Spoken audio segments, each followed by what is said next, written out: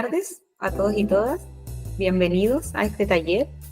Hoy vamos a conversar sobre el protocolo de respuesta a situaciones de desregulación emocional y conductual de estudiantes en establecimientos educacionales. Mi nombre es Jacqueline Aguirre Gálvez, coordinadora comunal de educación especial, perteneciente a la unidad técnico-pedagógica del Departamento de Educación Municipal. El objetivo de este taller es capacitar sobre el protocolo de respuestas a situaciones de desregulación emocional y conductual de estudiantes, a asistentes de la educación de los establecimientos educacionales municipales de la Comuna de Ovalle en el marco del decreto 123 del año 2019. El año pasado, el Ministerio de Educación entrega orientaciones sobre cómo elaborar un protocolo de respuestas ante situaciones de TEC para estudiantes en establecimientos educacionales. El objetivo de este documento es orientar la incorporación al reglamento interno de los establecimientos educacionales, el protocolo. Este protocolo es importante considerar que se aborda desde un enfoque preventivo y además de intervención directa.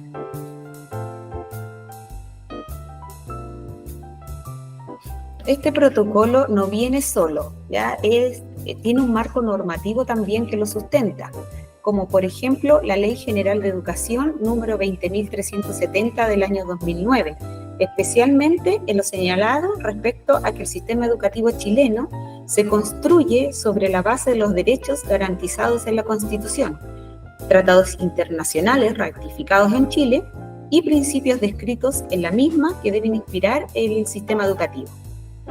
También está de la mano la Ley de Inclusión Escolar, la Declaración Universal de los Derechos Humanos, la Declaración de los Derechos del Niño, la Convención Internacional sobre los Derechos de las Personas con Discapacidad, la ley que establece normas sobre la igualdad de oportunidades e inclusión social de personas con discapacidad, el Decreto 170 del año 2009 y el Decreto 83. Además, está la Ley de Subvención Escolar Preferencial, Ley SEP, las orientaciones Mineduc para el sistema educativo en materias de inclusión, las políticas de convivencia escolar, Ley TEA, reactivación del aprendizaje. Primero, vamos a ver la definición de desregulación emocional y conductual, que se abrevia DEC. La desregulación emocional y conductual es una reacción motora y emocional a uno o varios estímulos o situaciones desencadenantes, en donde el niño, la niña, adolescente o joven, por la intensidad de la misma, no comprende su estado emocional, ni logra expresar sus emociones y sensaciones de una manera adaptativa, presentando dificultades para autorregularse y volver a su estado de calma, percibiéndose externamente, por más de un observador, como una situación de descontrol. Esta definición fue construida en una mesa regional de autismo en la región de Valparaíso en el año 2019. Por el contrario, vamos a definir regulación emocional, que es aquella capacidad que nos permite gestionar nuestro propio estado emocional de forma adecuada. Es decir, implica entender cómo nos sentimos, entender por qué nos estamos sintiendo así y poner en marcha herramientas que nos permiten expresar y gestionar lo que sentimos de forma adaptativa y orientada a nuestros propios objetivos personales. Este protocolo es utilizado tanto para estudiantes con trastorno del espectro autista como estudiantes con trastorno del déficit atencional o estudiantes con abstinencia de alcohol y drogas luego de un consumo intensivo prolongado, niños, niñas, adolescentes o jóvenes severamente maltratados y o vulnerados en sus derechos, estudiantes con trastornos destructivos del control de impulso y la conducta o estudiantes con otra condición. Es decir, este protocolo va a ser utilizado para todo aquel estudiante que lo requiera y que ha presentado una desregulación anteriormente. Hoy nos vamos a enfocar en el trastorno del espectro autista. ¿Ya? El Manual Diagnóstico y Estadístico de los Trastornos Mentales, el DSM-5, incluye el autismo dentro de los trastornos del neurodesarrollo. Señala que tiene su origen en el periodo de gestación y se caracteriza por deficiencias en el desarrollo y que producen limitaciones en áreas específicas o limitaciones globales a nivel personal, social, académico, laboral, entre otros. Entonces, a partir de este DSM-5, el autismo pasa a denominarse trastorno del espectro autista, o TEA, ya que reconoce la sintomatología autista común a todos los individuos en un amplio abanico de fenotipos. Es por eso que desaparecen los subtipos del autismo, el síndrome de Rett, el síndrome de Asperger, el trastorno desintegrativo de la infancia, el trastorno generalizado del desarrollo no especificado, ¿cierto? Entre otros. Todos pasan a llamarse trastorno del espectro autista. Y este trastorno tiene 3 características fundamentales, que son un desarrollo anormal o deficitario de la interacción social y de la comunicación y un repertorio muy restringido de actividades e intereses. No nos vamos a olvidar de esas características, ¿ya? Un desarrollo anormal o deficitario de la interacción social y de la comunicación y un repertorio muy restringido de actividades e intereses. Los criterios diagnósticos, que son aquellos que permiten establecer un diagnóstico en los pacientes. Van a ser 5. El criterio A señala que hay deficiencias persistentes en la comunicación social y la interacción social en diferentes contextos. Es decir, que estas características no se dan solamente en el establecimiento, sino que también pueden ser en su casa, ¿cierto? O en otros lugares. Criterio B. Patrones restrictivos y repetitivos de la conducta, intereses o actividades. El criterio C. Los síntomas deben estar en las primeras fases del periodo de desarrollo. Criterio D. Los síntomas limitan e interfieren en el funcionamiento de la persona. Y el criterio D. Que estas alteraciones no se van a explicar mejor por una discapacidad intelectual o por un retraso global del desarrollo.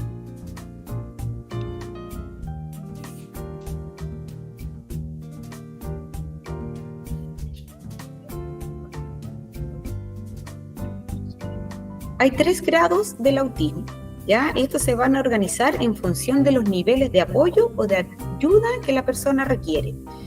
Tenemos el grado 1, donde se necesita ayuda, el grado 2 necesita ayuda notable y el grado 3 que necesita una ayuda muy notable.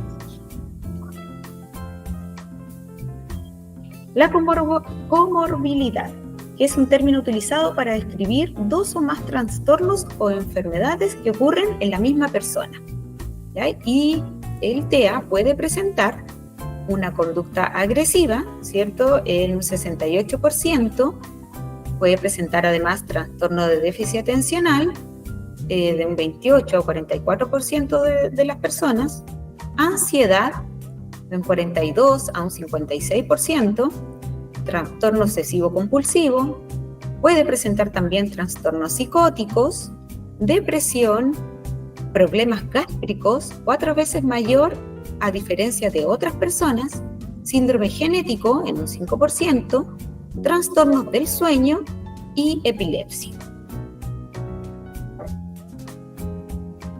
Puede cursar con discapacidad cognitiva o no. El 70% de las personas presenta discapacidad intelectual, el 30% de discapacidad intelectual moderada y el 40% de discapacidad intelectual grave, mientras el 30% restante presenta un cociente intelectual normal o superior. ¿Qué vemos entonces? Los niños o niñas con trastornos del espectro autista presentan dificultades, como les decía anteriormente, en la comunicación y la relación social, siendo el déficit de las funciones comunicativas una de las principales causas que van a explicar la presencia de conductas desafiantes. ¿Cómo definimos nosotros las conductas desafiantes? Como aquella conducta culturalmente anormal, de tal intensidad o frecuencia, que es probable que la seguridad física, tanto de la persona o de las personas que lo rodean, corran serio peligro. Lamentablemente, este tipo de conductas desafiantes van a limitar el uso de las oportunidades normales que ofrece la comunidad o incluso se le niegue el acceso a oportunidades para la inclusión y la participación social. Generalmente los estudiantes comienzan a ser excluidos, o los niños, por decirlo así, dejan de ir a los cumpleaños o a actos de los establecimientos o a algunas actividades sociales porque podrían presentar de acuerdo a las características del ambiente una desregulación. Entonces comienzan a ser aislados, ¿ya? Y lo que nosotros debemos entender es que la discapacidad, ¿cierto?, es mayor o menor de acuerdo a las barreras que existen en el ambiente. Es por esto que en el establecimiento se deben generar las condiciones para disminuir las barreras existentes para que todos los estudiantes puedan desarrollarse plenamente. Entonces, la prevalencia de problemas de conductas en las personas con TEA es frecuente. Aparece en edades tempranas y se incrementa en la edad adulta, permaneciendo a lo largo del tiempo con una prevalencia del 50 al 90%. Es por eso que nosotros no debemos pensar que estas conductas van a desaparecer. Sí, lo que debemos tener claro es que si aplicamos correctamente el protocolo, vamos a evitar que estas desregulaciones sean tan continuas. ¿Cuáles son las principales dificultades en el TEA? En el procesamiento auditivo hay una dificultad con el procesamiento abstracto, procesamiento lento del lenguaje, y su fortaleza es el procesamiento visual. ¿Qué es el procesamiento abstracto? Es la capacidad de crear ideas a partir de otras, imaginar sucesos, narrar historias, modelar procesos, leer e interpretar problemas, planificar soluciones, proyectarse al futuro y soñar. Por lo tanto, para mejorar la comunicación se utilizan los pictogramas o apoyo audiovisual para su comprensión. En respecto a la atención, ellos tienen una atención pegajosa, una fuerte atención para cosas de gran interés, pero una dificultad para cambiar el foco de atención cuando algo le está llamando demasiado el interés. Problemas viendo el panorama general, ¿cierto? Y dificultad determinando lo relevante de lo irrelevante.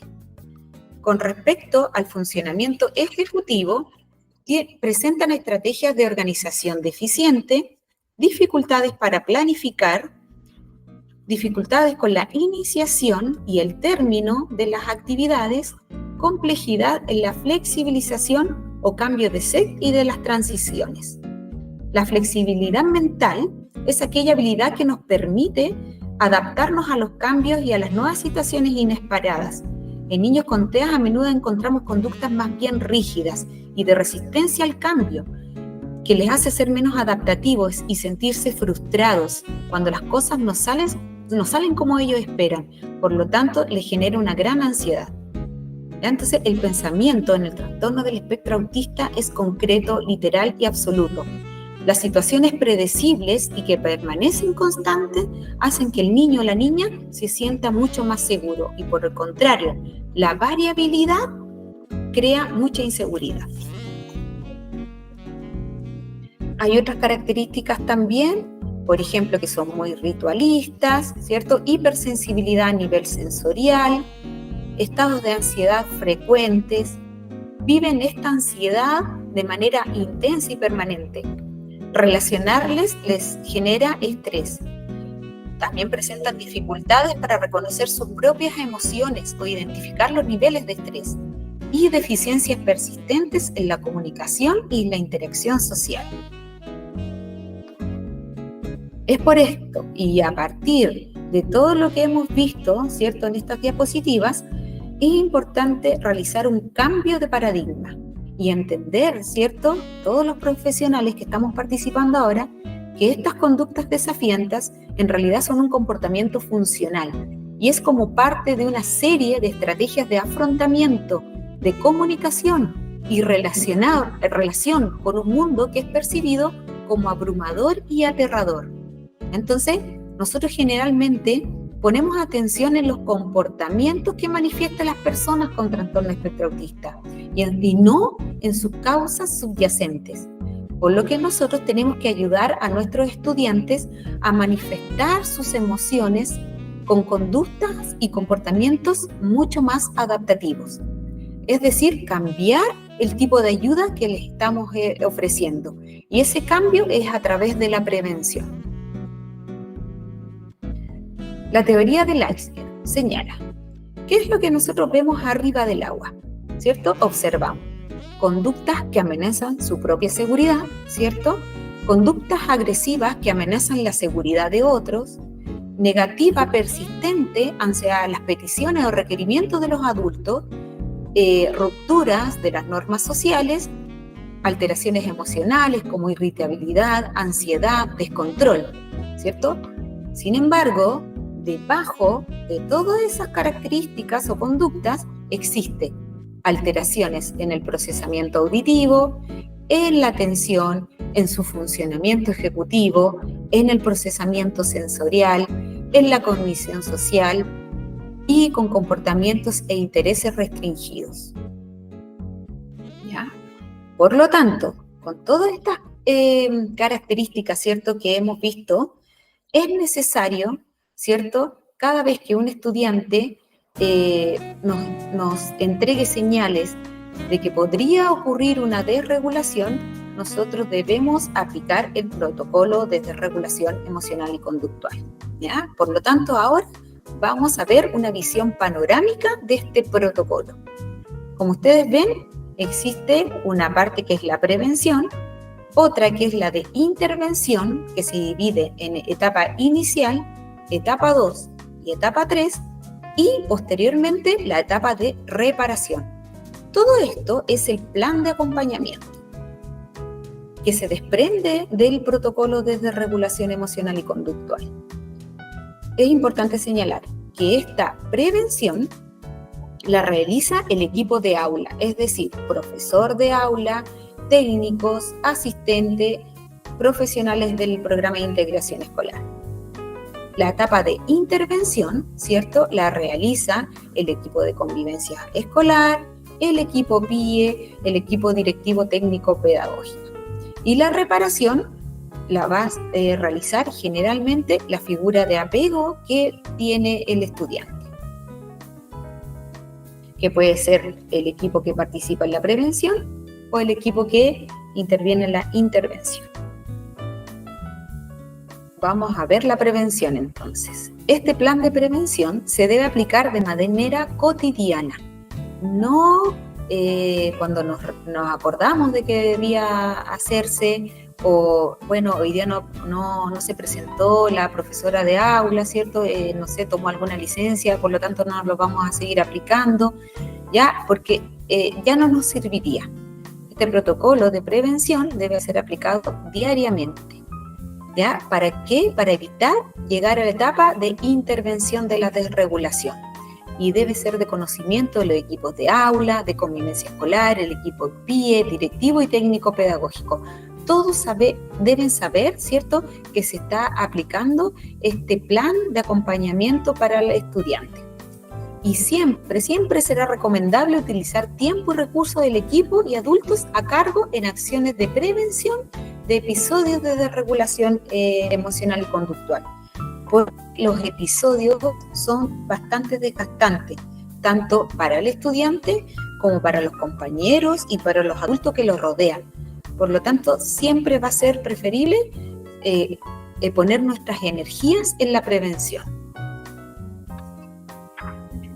Esta etapa de prevención tiene 9 puntos importantes, que son conocer al estudiante, reconocer señales previas, ¿cierto?, que podría ocurrir una desregulación y actuar de acuerdo a ellas, reconocer elementos del entorno que podrían preceder a la desregulación, redirigir momentáneamente y a tiempo al estudiante hacia otro foco, ¿cierto?, para que lleguemos hasta ahí nomás con con su previa a la desregulación, que pueda parar, ¿cierto? Puede hacer un quiebre y después volver a su estado habitual.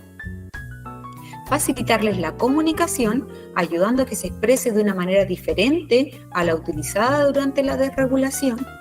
Organizar tiempo de descanso, utilizar un refuerzo conductual positivo, enseñar estrategias de autorregulación y diseñar con anterioridad reglas del aula. Con respecto al punto conocer al estudiante, es importante que este punto se trabaje en equipo, es decir, docentes de aula, técnicos, asistentes, docentes y profesionales del PIE, equipo de gestión, sentarnos y recopilar los antecedentes para este plan de acompañamiento.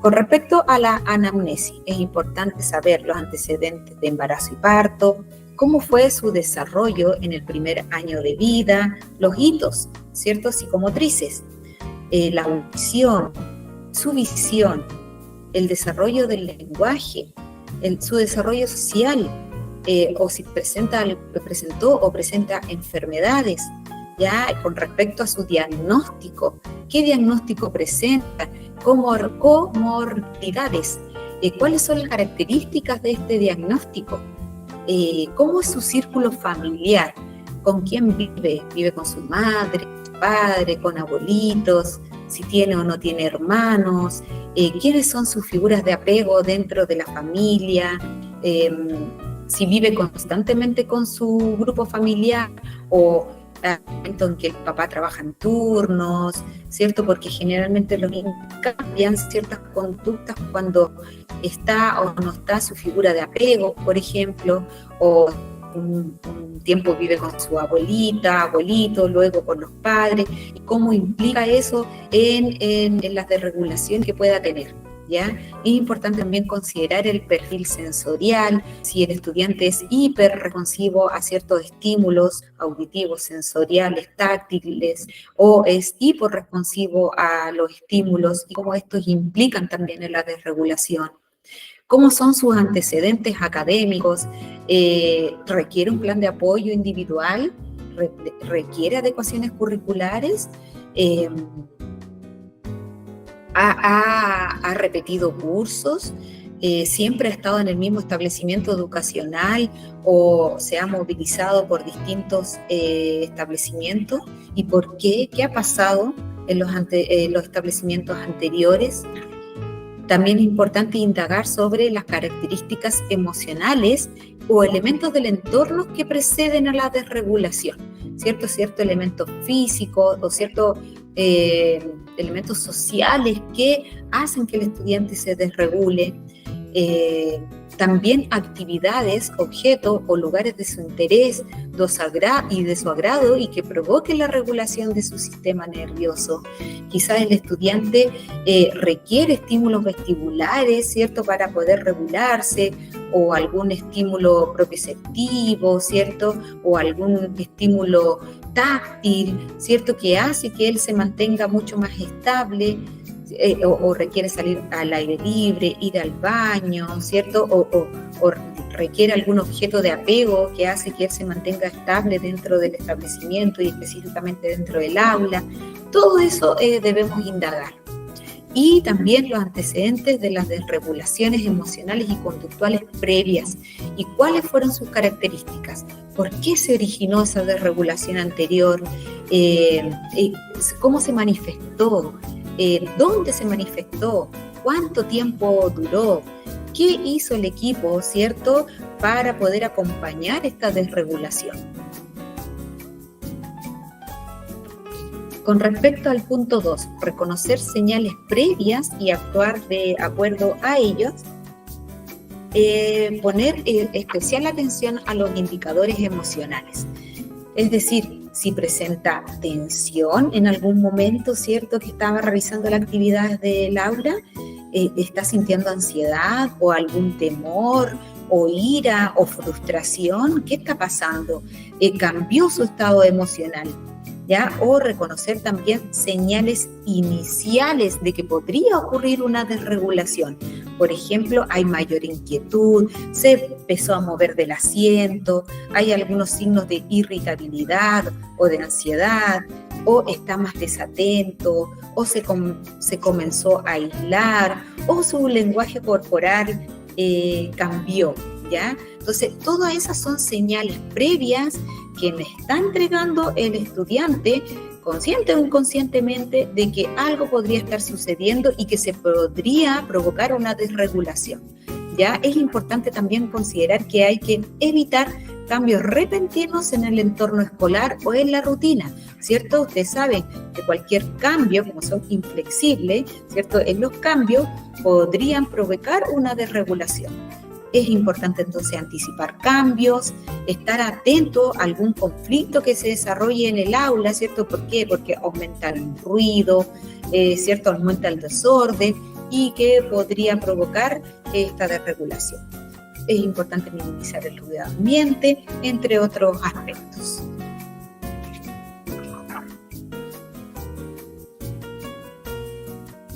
Respecto al punto 3, que es reconocer los elementos del entorno que habitualmente preceden a la desregulación, ¿cierto? Existen externos al aula, en el entorno físico y en el entorno social. Respecto a los externos del aula están los trastornos del sueño, por ejemplo. Es importante considerar esto porque una buena higiene del sueño me va a disminuir bastante los episodios de desregulación emocional y conductual. Un dato importante es señalarle que entre los 6 a 12 años de edad los niños deben dormir de 9 a 12 horas aproximadamente. Entonces es importante lograr esta higiene del sueño, establecer un horario tanto para dormir como para despertarse, establecer un horario de comida y que sea lejano a cuando ya tenga que irse a dormir para que no duerman con su estómago pesado, ¿cierto? No utilizar aparatos electrónicos dentro de su pieza, porque aunque el niño, nosotros creamos que está durmiendo, si existen estos cambios de luces que da el televisor, también dificulta el sueño. Mantener también una higiene adecuada, que puedan bañarse antes de dormir para mejorar este estado de relajación. También otro agente externo importante, ¿cierto? Son los eventos estresantes vividos en el entorno familiar o que hubo un cambio de rutina, ¿cierto? Importante, no sé, quizás llegó alguien nuevo a vivir a la casa o alguien ya no está en el entorno familiar, ¿cierto? Que puede ser que alguien falleció o hubo alguna separación, ¿cierto? Y que puede influir, ¿cierto? En el estado de ánimo del niño.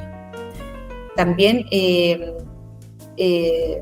recoger antecedentes con respecto a si existen enfermedades crónicas o escasez de medios materiales de estimulación apropiados para la edad y generalmente cuando está en la casa está horas en el celular.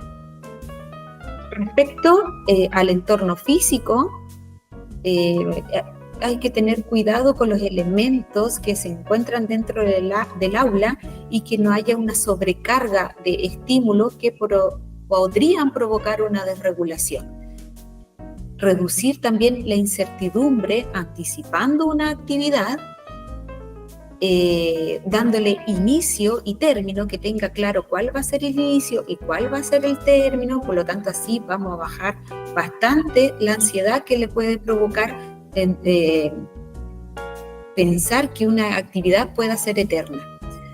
Ajustar el nivel de exigencia, equilibrar tareas demandantes con menos exigentes, programar previamente momentos de relajación y descanso, tiempos de quiebre, dar tiempo necesario para cambiar el foco de atención, ¿cierto? A través de la anticipación de relojes, saber que va a tener cierto tiempo para terminar esa actividad y un tiempo también para poder comenzar la otra. Y, importantísimo, favorecer la práctica del ejercicio físico, porque sabemos que el movimiento, ¿cierto?, mejora los procesos de atención y concentración.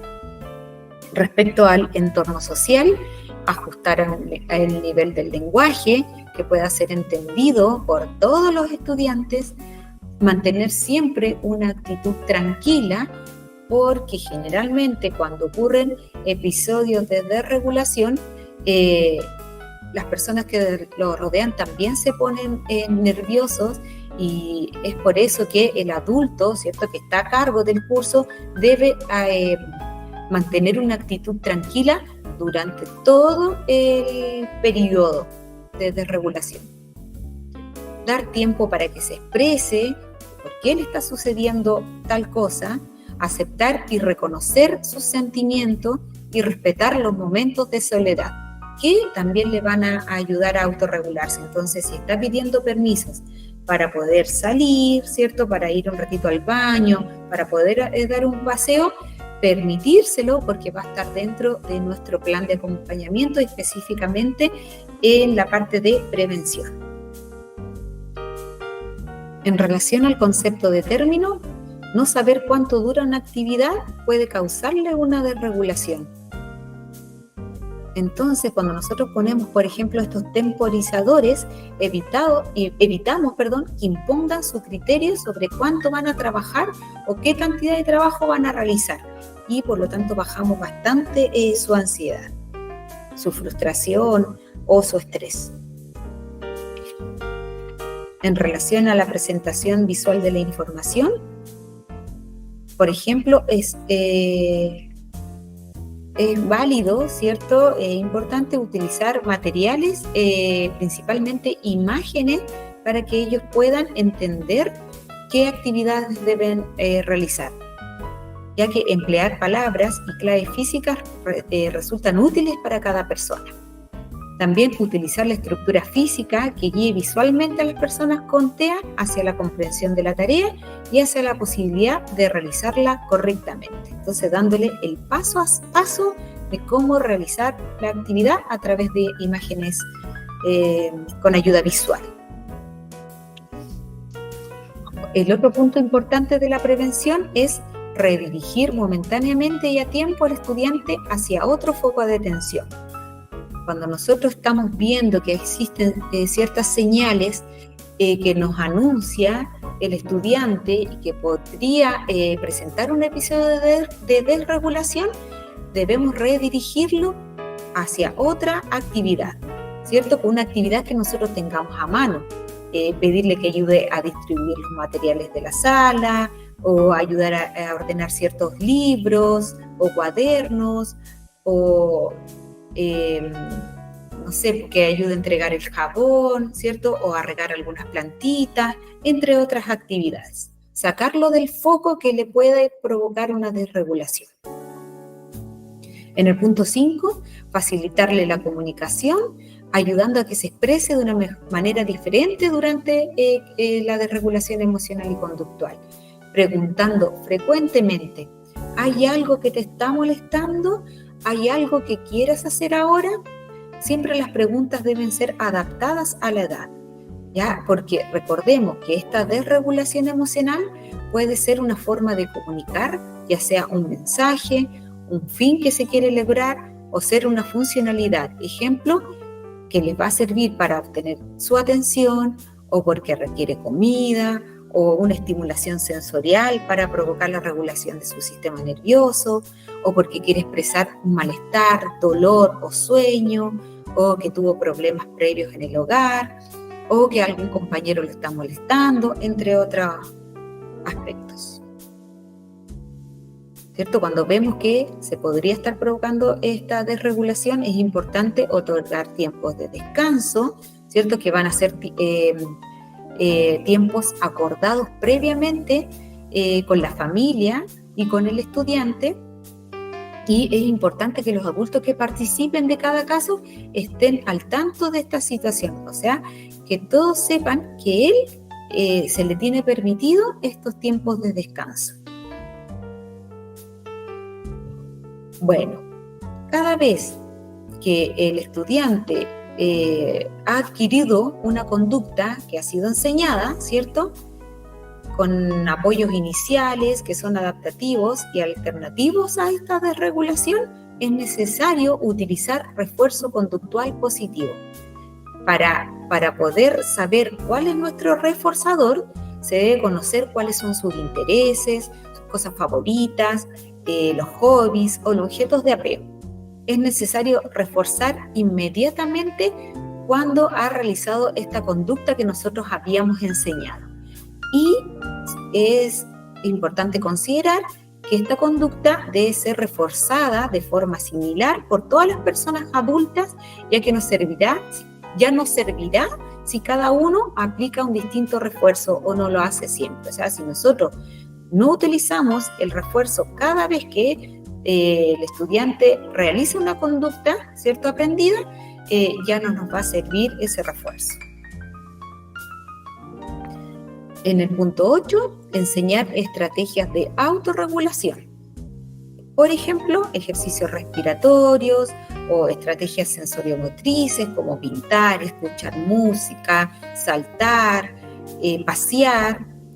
¿Ya? Entonces, hay que también enseñarles o ayudarlos a identificar sus primeros signos de ansiedad u otros estados emocionales y qué van a hacer, ¿cierto? Enseñarles estrategias para poder regularlo. Y el punto 9 señala cómo diseñar con anterioridad reglas del aula, ¿cierto? Entonces, ¿cómo vamos a actuar en momento en que cualquier niño, niña o adolescente o joven durante la clase sienta incomodidad, sienta frustración, angustia, ¿cierto? Adecuando el lenguaje a la edad, utilizando, si se requiere, apoyos visuales u otros pertinentes adaptados a la diversidad del curso. Entonces aquí podemos utilizar tarjetas de alerta, contratos de contingencia o adaptaciones a las reglas del aula.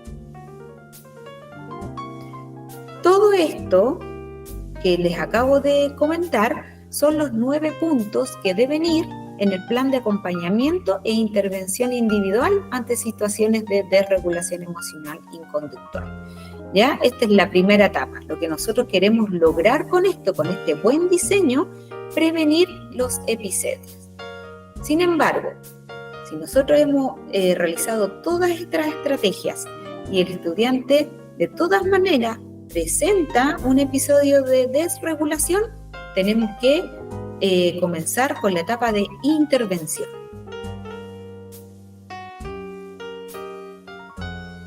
Esta etapa de intervención se divide según el nivel de intensidad en 1 o etapa inicial, 2 y 3.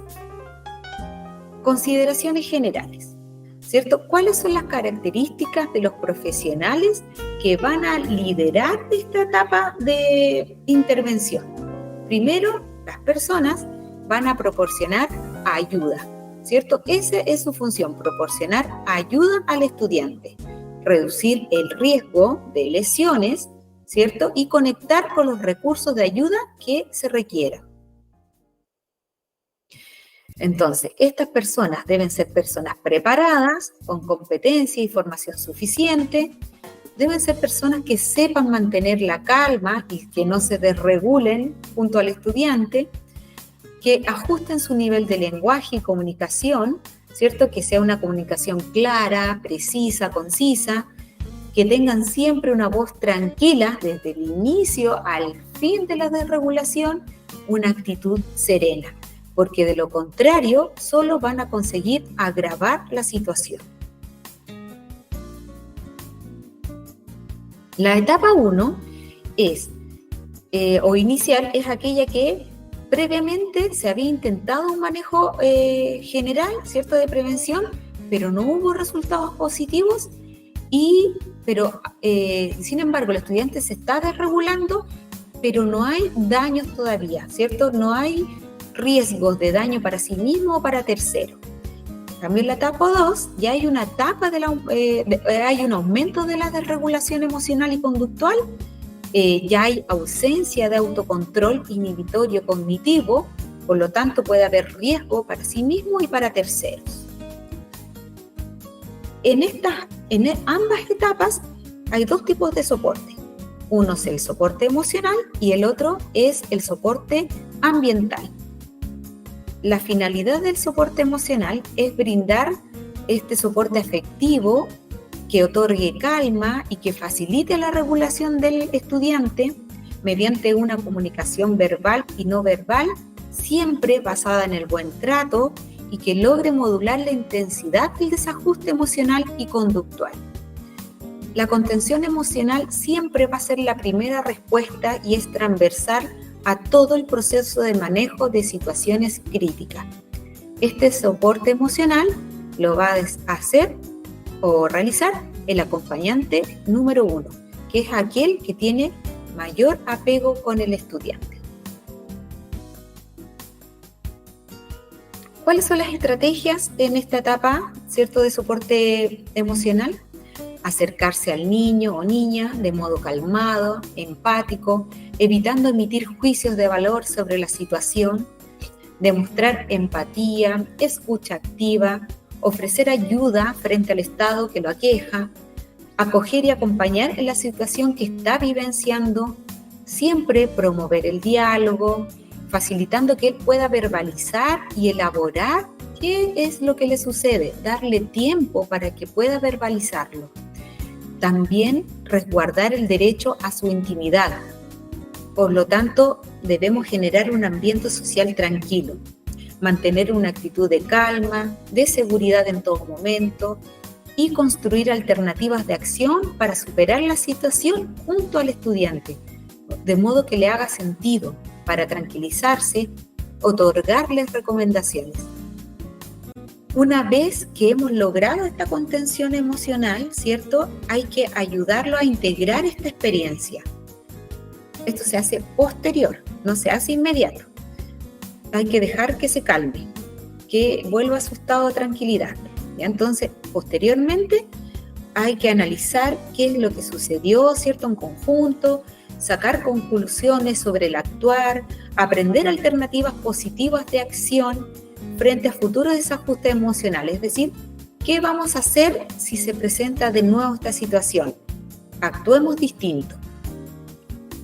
En caso de que el niño o niña se encuentre en tratamiento de salud mental, informar al equipo tratante de la red de salud sobre lo ocurrido y hacer contención emocional también al grupo curso para prevenir que se desencadenen nuevas situaciones de crisis también. Como les comentaba, el otro soporte que se realiza es el soporte ambiental. ¿Ya? Entonces, ¿qué buscamos acá? Favorecer un ambiente tranquilo, un entorno tranquilo, que facilite el desescalamiento de la conducta presentada. Y aquí, ¿qué se puede modificar, cierto? En el ambiente, presencia o ausencia de personas, ¿cierto? A lo mejor van a tener que ciertas personas salir del lugar y otras entrar al lugar, objetos, situaciones, y o disposición de algún tipo de material que pudiese perpetuar este estado de desregulación o incrementar este desajuste. Entonces, nosotros, ¿qué debemos hacer? Generar un cambio espacial, reducir los estímulos perturbadores, infundir confianza y promover la realización de actividades alternativas que tienen como objetivo aplacar la situación de crisis. Este soporte ambiental lo realiza el acompañante número 2. Cuando el soporte ambiental se realiza en el mismo lugar, implica retirar los estímulos que se asocian a la crisis, tales como ciertas personas, compañeros, ¿cierto?, que desencadenó esta problemática, algún miembro del equipo, o sacar un juguete que quizás le había llamado la atención y que lo está usando otro compañero, algún útil escolar, ¿cierto? O quizás estaban viendo algún documental, ¿cierto? Y la bulla estaba muy fuerte, el volumen estaba muy fuerte, entonces debemos reducir el exceso de ruido, entre otros aspectos, ¿ya? Y retirar elementos que puedan implicar un riesgo físico para el estudiante, ¿ya? Entonces, o también para las personas que lo están rodeando, como algún objeto cortopunzante, o lápices, tijeras, o objetos que podría dañar, como algún computador que esté cercano, ¿cierto?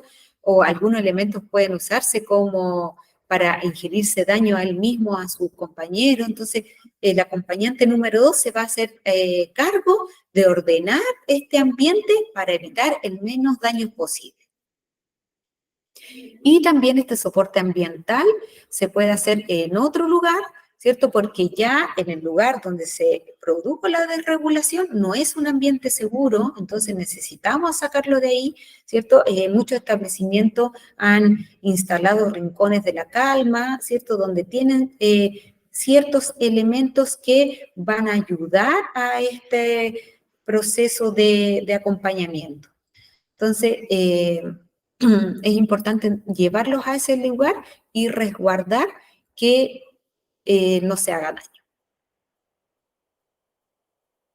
Entonces, aquí en este soporte tanto emocional y ambiental, tenemos dos acompañantes, que es el acompañante 1 y el acompañante 2. En el nivel 3, en este nivel ya hay un descontrol, hay riesgo para sí mismo, para tercero, y implica la necesidad de contener físicamente al estudiante.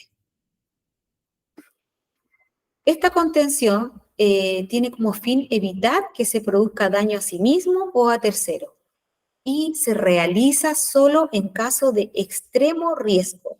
Importante considerar si el estudiante acepta o no la contención física, porque si no la acepta, solamente vamos a resguardar que no se haga daño, ¿cierto? Y que el ambiente sea el adecuado. Esta contención debe ser efectuada por un profesional capacitado y debe realizar ciertas acciones como la acción de mecedora o abrazo profundo. Es importante considerar que esta técnica debe tener la autorización escrita por parte del apoderado y se va a realizar solo cuando el estudiante dé indicios de que va a aceptarla, ya que podría ser mucho más negativo hacer una contención. Si el estudiante no acepta la contención física, ¿cierto? Y está en constante riesgo, existe el acompañante número 3, ¿cierto? Que es el que tiene el contacto con el acompañante 1 y 2, que van a estar dentro de este rincón de la calma o la sala de la calma, y va a ser el que va a tener el contacto tanto con lo que pasa en el interior como lo que pasa en el exterior. Y él es el que va a estar encargado de llamar a la apoderada, que finalmente va a hacer la contención a su hijo.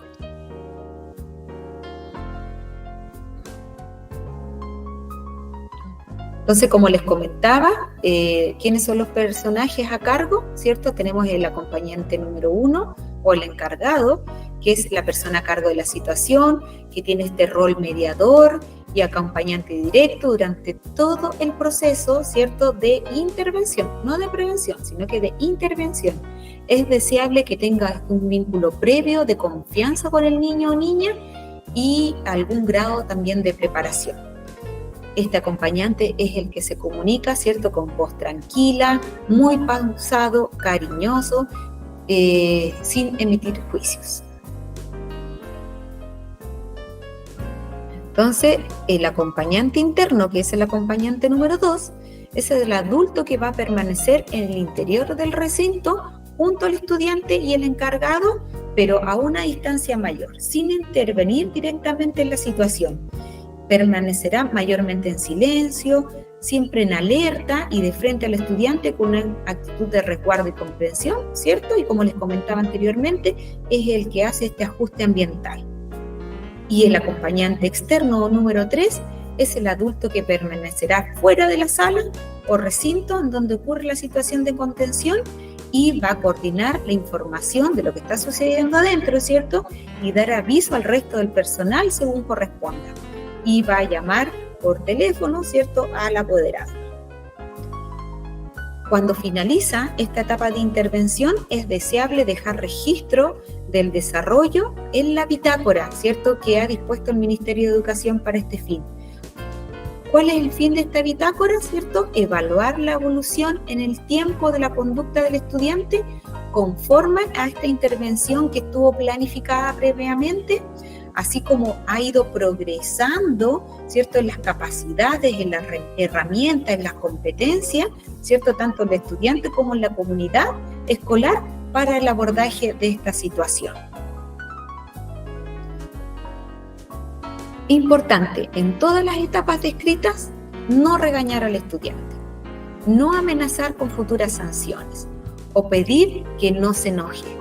No intentar en ese momento razonar respecto a esta conducta. Esto se va a hacer en la etapa de reparación.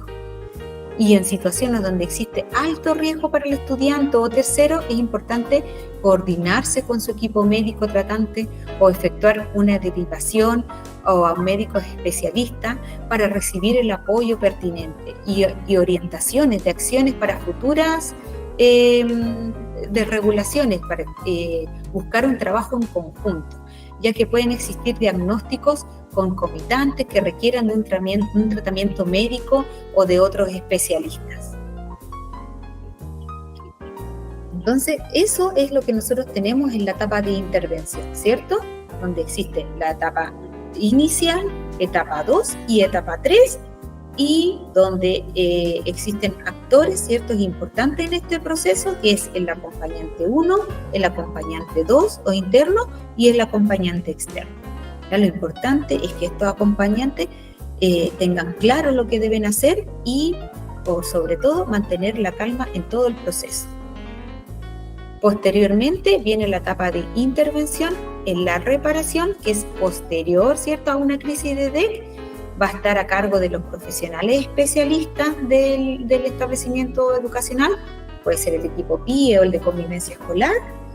Es importante considerar, ¿cierto?, que estos profesionales van a demostrar siempre afecto y comprensión ante lo sucedido, pero que van a buscar herramientas en conjunto con el estudiante para que estas desregulaciones, ¿cierto?, o cuando esté presentando esta desregulación, tenga las herramientas necesarias para afrontarla de una manera más adaptativa, ¿cierto? Se deben tomar acuerdos conjuntos para prevenir en el futuro inmediato situaciones que puedan desencadenar en una desregulación. Y también es muy importante trabajar la empatía y la teoría de la mente, ¿cierto? ¿Qué crees tú que le sucede a tus compañeros cuando ocurren estas situaciones? ¿Cierto? Reparación a terceros también, considerar pedir disculpas a sus compañeros, ¿cierto? Y que los compañeros también puedan entender lo que sucedió. Y, como les comentaba, buscar habilidades y conductas alternativas.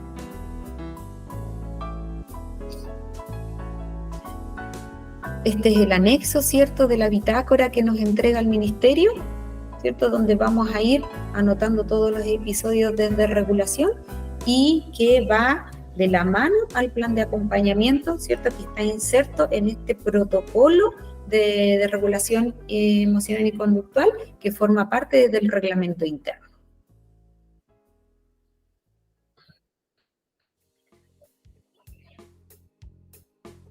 Bueno, estimados, gracias por su atención.